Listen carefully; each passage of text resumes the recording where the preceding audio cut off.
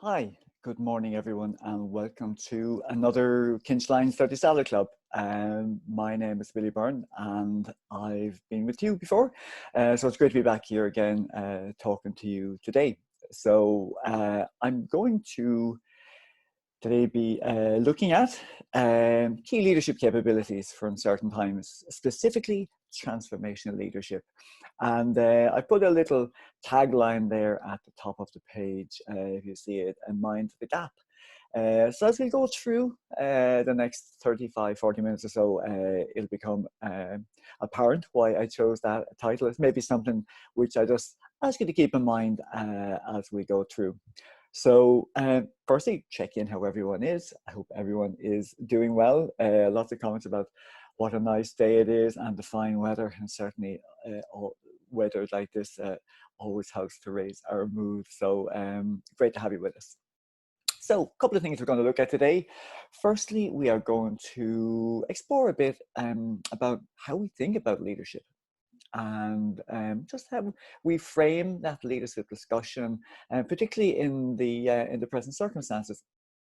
Secondly, I want to look at how I believe transformational leadership capabilities really do apply in our current situation and really provide us with a really important way of thinking about leadership, developing leadership, and being leaders indeed in these current times.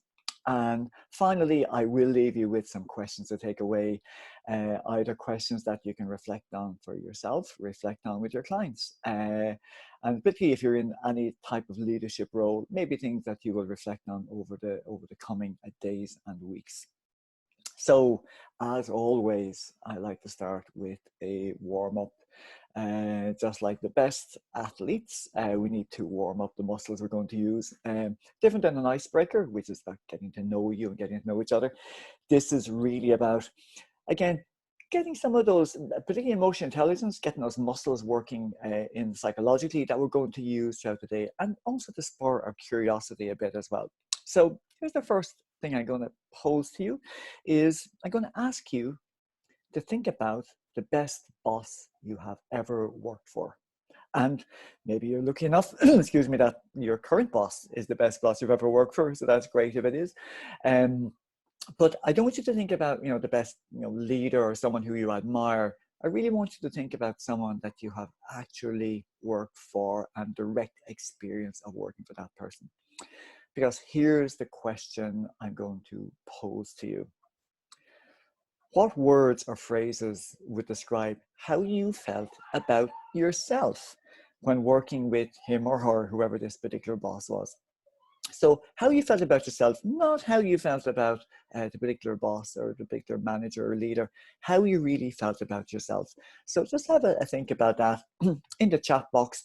Look at some of the phrases and words that would come up. So I see things like some people are talking about empowered, nurtured, confident, growing, valued, energized, trusted, yes, aligned and in flow, competent, trusted, valued, felt that my back was covered, yes, empowered to make decisions, supported and confident, validated, self-respect, felt motivated, empowered. So motivation, empowered, trusted, have all come up there, energized, all of those. So those are some of the words that are there, and particularly some people felt having minding your back was an important one as well.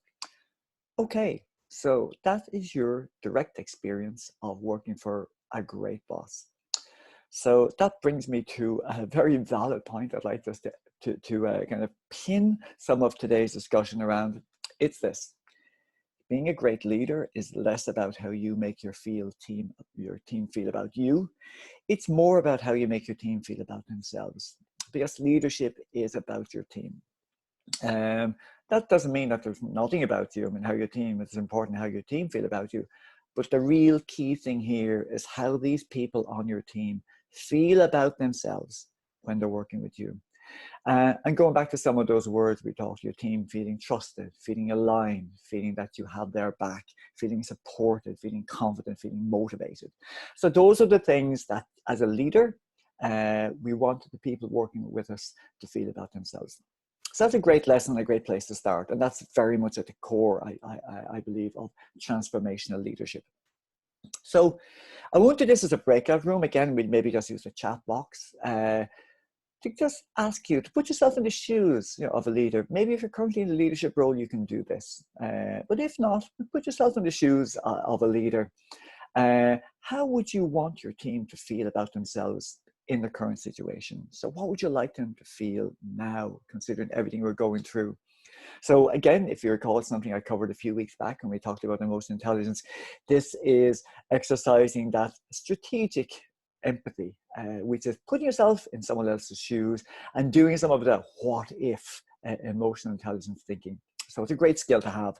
So you can exercise some of that during this exercise. And again, in the chat box, how do you want your team to feel about themselves in the current situation? So some of the comments back: supported, valued, understood, looked after, safe, listened to, understood and safe. So understood has come up quite a bit here already, and safe as well. Grounded, communicated to, yes, absolutely.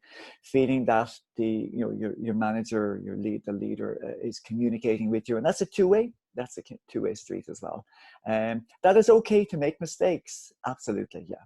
And we all are going to make mistakes in the current situation that we're in. So that it's okay to make mistakes and to have difficult days, as someone has said there. Feeling appreciated. I'd like my team to feel empowered, supported, confident. I'm seeing other comments as well. Respected that they are doing their best to juggle everything that life is throwing at us at the moment. Absolutely. So there is that respect that you might not be getting everything right, but understanding, again, with empathy, that you are juggling a lot of things that life is throwing at you. Connected with the organization, absolutely, because currently it can be very easy to be disconnected. So that's important as well.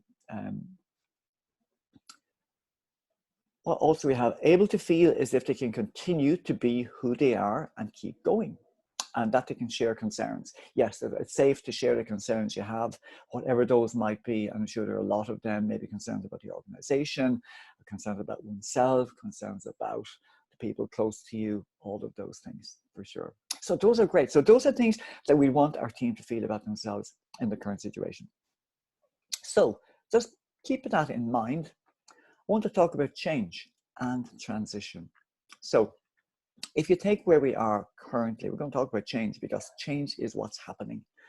Change is what's happening around us. When I say change and transition, I'm thinking to the work of William Bridges, who did a lot of work in this. Any of you who have read his work would find, I think, it's a very, very useful way of thinking about change and transition. So what is change happening around us at the moment? And currently, we are all experiencing change that is enormous, it's unexpected, and it's all-encompassing. So in other words, the scale of change is unprecedented. It is absolutely of gigantic proportions. It's unexpected. Who would have thought, any of us, when we were sitting down maybe for Christmas dinner back in December, that by March or April of this year, that we would all be effectively confined to our homes invariably. And it's all encompassing. It is affecting every part of our lives, like how we shop, how we socialize, how we interact, how we work. Everything is being affected. So change is what's happening. So that is the reality. This is going on whether we like it or not. However, transition is our psychological reaction to change. So how do we deal with all of this that's going on? So we can't really impact the change. It's too big. It's outside of our control. However, we do have, we can choose to use our psychological resources to deal with change. And having said this, do bear in mind that for some people, even small change can feel enormous, can feel unexpected, can feel all-encompassing. And any of you who would have worked in change management or in change programs would know that some people find change really, really difficult. Others sail through a bit more easily. But in the current situation, there's no doubt this is what we're facing, this is what we're dealing with. So how do we react to that change? And this is where I think transformational leadership comes in. I put the image of the butterfly there as a reminder that what transformational change is. It's when we change from one state to a new state, and there's no going back. Just like the butterfly doesn't ever go back to being a caterpillar again. So the change we're currently all experiencing is heading in a direction to some new future, which will not be the same as the past. We will not be back to a normal as we know it. Everything will have changed, and we'll be going through that. So how do we deal with that? And as transformational leaders, how might we help people to deal with the psychological reaction to that change? So to share a small cartoon with you, we all love Dilbert, of course. Always lots of wisdom from Dilbert. So just take a moment, have a look at that particular comic strip. It's just 8 panels. And you see Dilbert's approach to change. Now, the reason I'm showing you this cartoon strip is not to make light of change, or it's not to be cynical or skeptical about change. It's actually for a completely different reason. Why I've chosen a comic strip here is to demonstrate something to you about sort of human nature.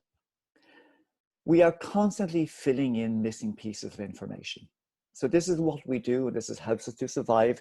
In the absence of information, we tend to fill in around it ourselves. We make up our own story around it to explain what we're experiencing.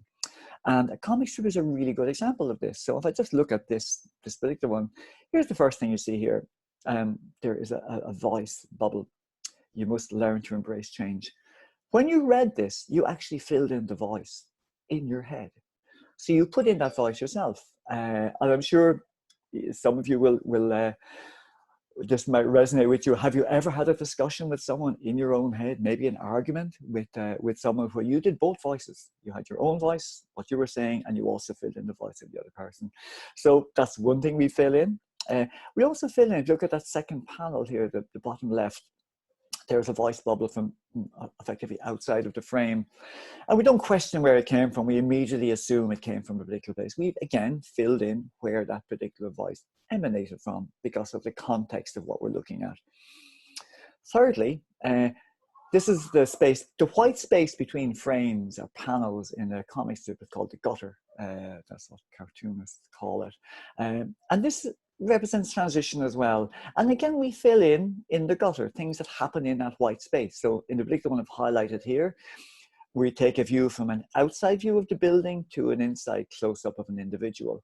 Time has also passed between the two. So a narrative, it isn't a standalone frame and then another standalone. We put the two together, and the little white space in the middle represents the passage of time. So one person says something, a little bit of time passes, and another person speaks.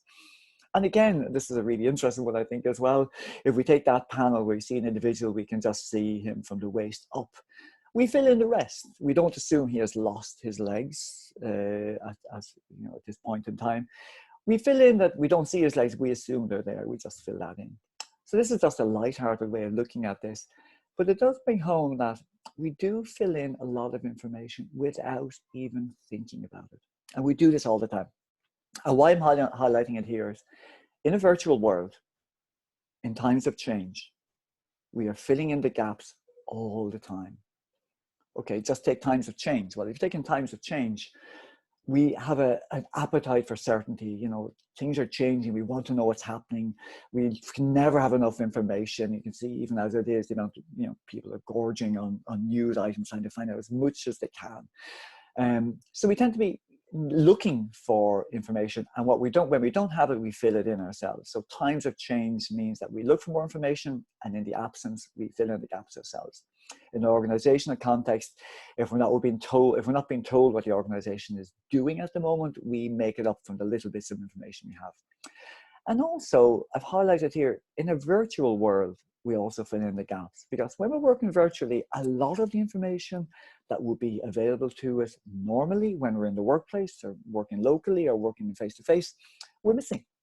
So you might have a catch up with your team today, and you catch up with them tomorrow. What about all the stuff that happens in between?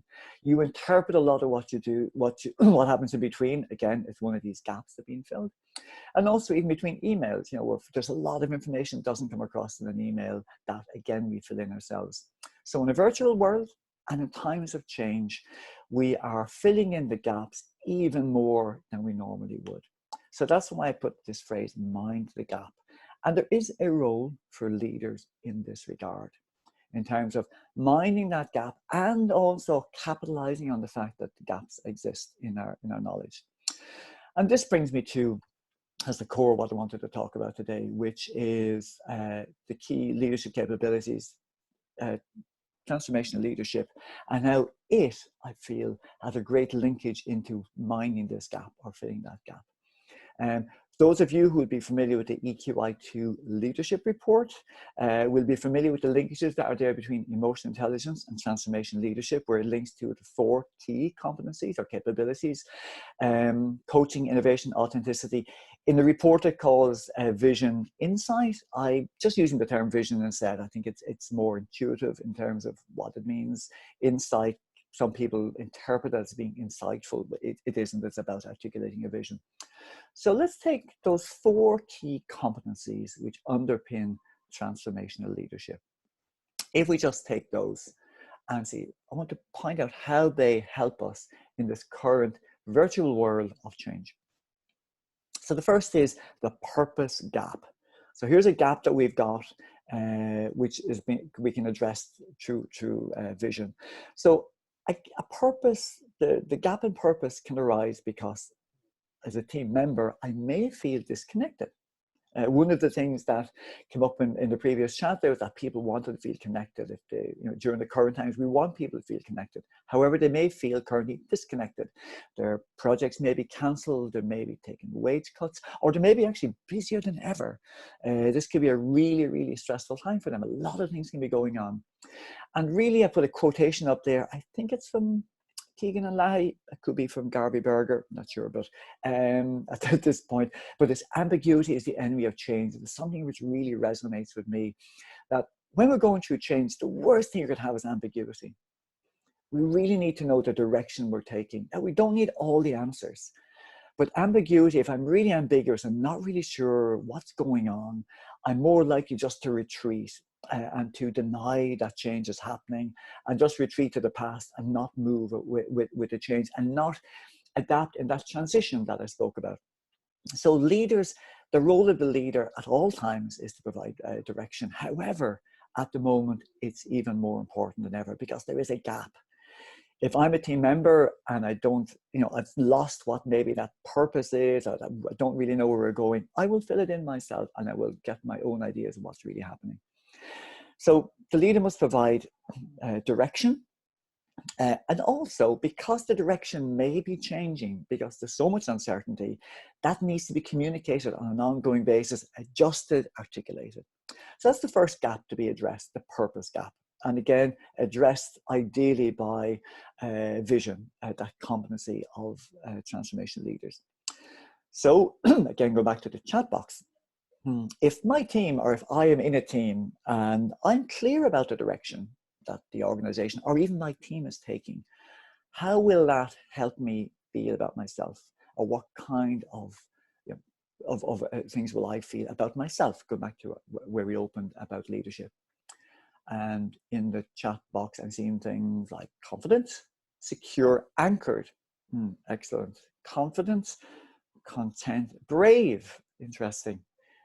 Focused, secure, committed. Not second guessing myself or them. So yeah, so there's clarity coming through there, so that I'm not doing that second guessing, and I know the direction we're taking. United and secure, so feeling connected to the organization as well, and connected to the team. Safe, secure, so security, so secure in the knowledge what's going on, anchored, strong. Great. Second competency, authenticity. So again, I'm linking authenticity into what I think we should call the transparency gap. Because transparency in terms of authenticity, the two are closely linked, because when you look to an authentic leader walking the talk, there's a high level of transparency. We understand why things are being done. That increases high levels of trust. And don't forget, when there is a lot of uncertainty and crisis, there's a lot of attention paid to how the leader behaves. And remember, as the quote says, all behavior is communication. And even more so when it is the virtual communication we've got. You know, the leader needs to turn up and walk the talk. And as I've said here, virtually walking the talk is in a virtual world. If you're doing remote communication, it needs extra thought and extra effort. So doing that virtual walk and talk is a little bit more difficult. But with sufficient thought and effort, it can be done.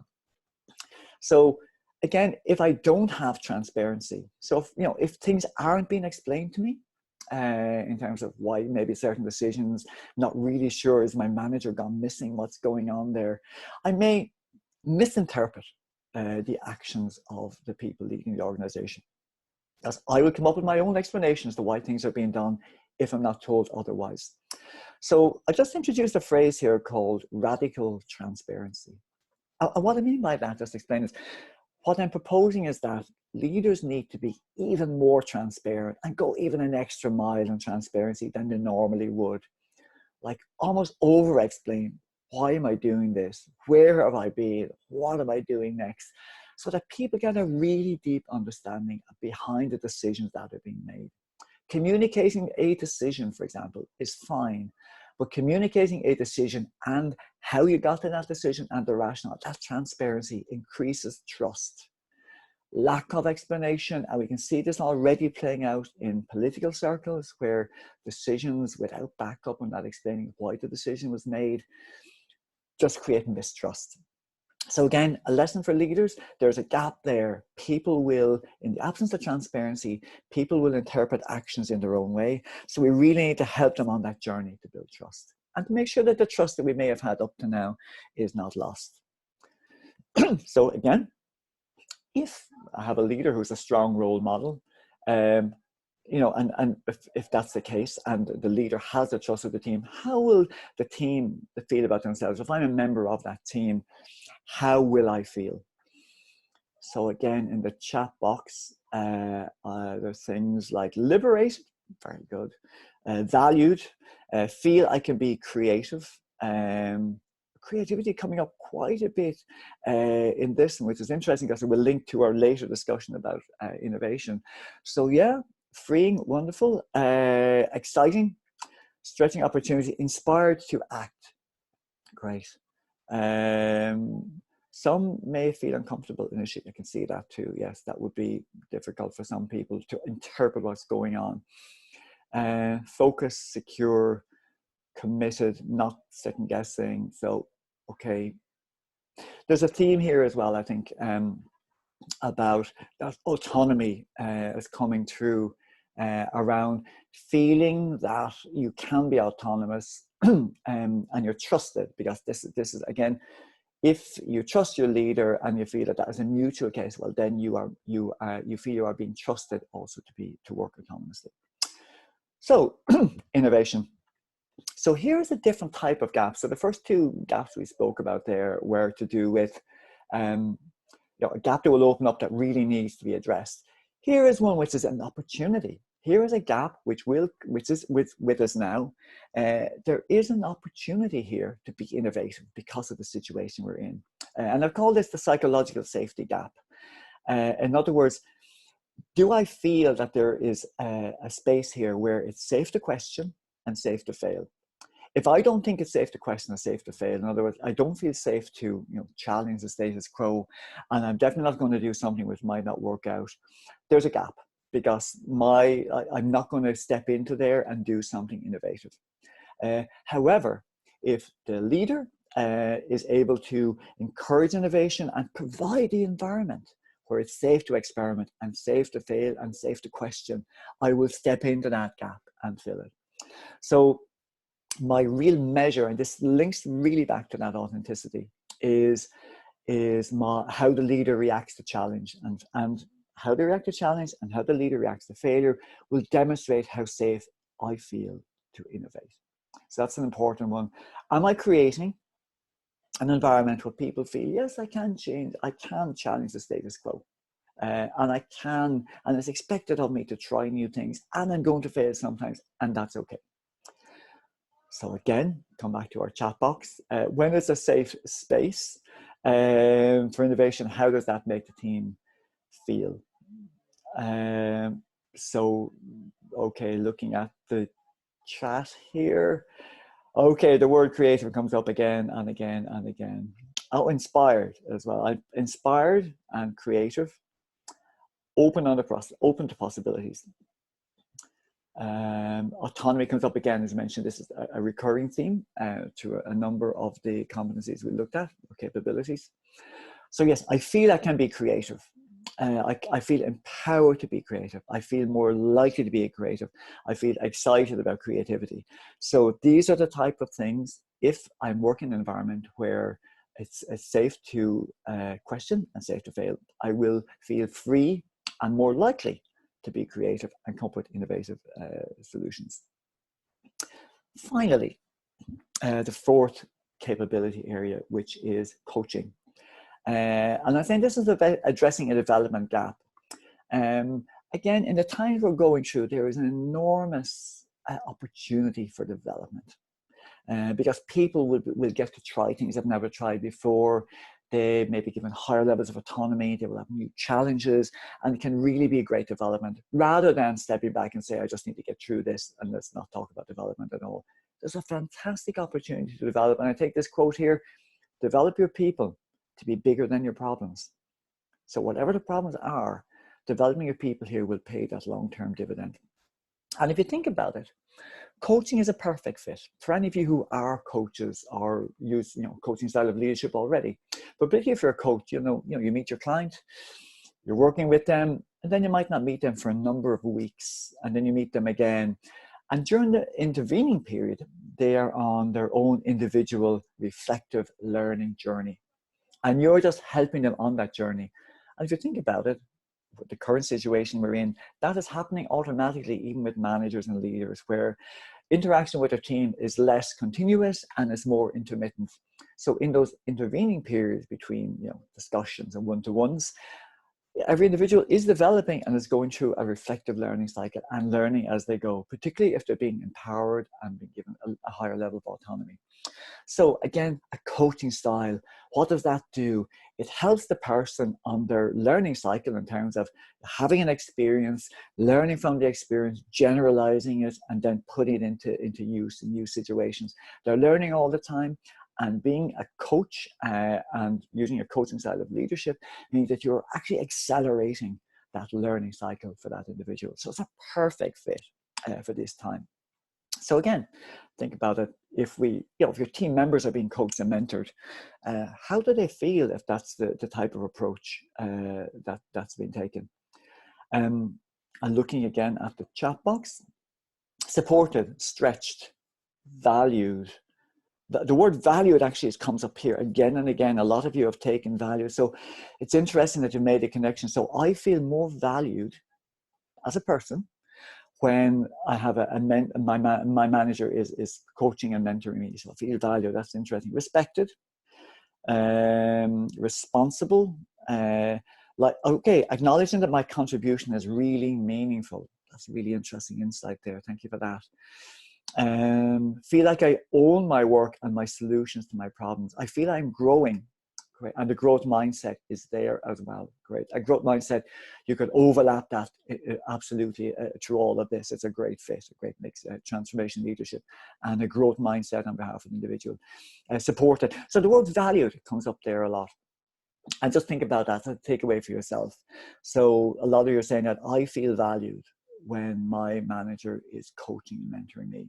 And I'd agree with that. I think back to my own, the best bosses I worked for, certainly because they were investing their time in me and I knew that they were interested in my development and I knew that they were helping me on my development journey. So I'm going to leave you with 4 questions to take away. So these are questions if you are in a leadership role or part of your role is even leadership, and you don't have to be in a management role per se, or they could be ones that you might use maybe with some of your clients as reflections for them. So the first vision, I'm going to link back to our 4 competencies again. How can I provide my team with a sense of purpose and direction? And this is for this point in time. I say it's always important, but where we are now, how can I provide my team with purpose and direction? Secondly, on the authenticity. How do I consciously, and I emphasize consciously, act as a role model in a virtual setting? So I really need to think about being a role model in that virtual setting. What would that be like? Thirdly, innovation. How do I create a safe space for others to innovate and learn? It's not about me being innovative. It's about the safe space for others to innovate and learn. Because the thing about innovation, if you learn from your failure, well, that is a great learning to take on to the next learning cycle. And then finally, coaching. How am I using coaching conversations to maximize self-directed learning? So instilling this self-directed learning, everybody owning their own development, self-directed, but you are, again, as a leader, you're using coaching conversation to accelerate, build upon, and add extra value and direction there in those coaching conversations. All four tie into the transformational leadership model, and there are nice linkages with emotional intelligence to say the EQI2 leadership model specifically links certain emotional intelligence skills and enablers into each of these. So in terms of mapping them across to help you, what I call bridging the knowing doing gap. I know I need to be more authentic, but what do I need to do? So the doing is facilitated through some of the emotional intelligence skills. So I'm going to leave you with a quote, which is, I was looking for a good quote, just a takeaway from the day, from the session this morning to maybe to mull over. It's from the Spanish poet Antonio Machado. And this is the first line actually of the poem. It says, "Traveler, there is no path. The path is made by walking." And it kind of reflects where we currently are, whether we are a leader or just doing our own thing. There is no path currently. We're in unprecedented times.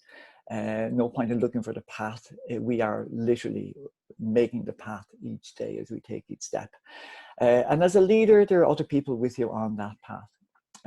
So it's a nice takeaway. If you want to, you can find a full poem by Machado if you wish to do that. So next week, we will be joined by Julie O'Sullivan. Being aware of bias is to be at our best, one of my favorite topics. The whole area of bias is a really interesting one, endlessly fascinating, and I know Julie has a lot to share with us in this. I'm really looking forward to that myself. That's next Wednesday, the 27th. And to say to you as well, please join our Dirty Salad Club LinkedIn page. We won't be doing a competition this week, but we certainly will be posting the slides and the presentation from today. So thank you everyone for being with us today. It was a pleasure to present to you this morning, and I hope you all have a good week and see you next week. Thank you.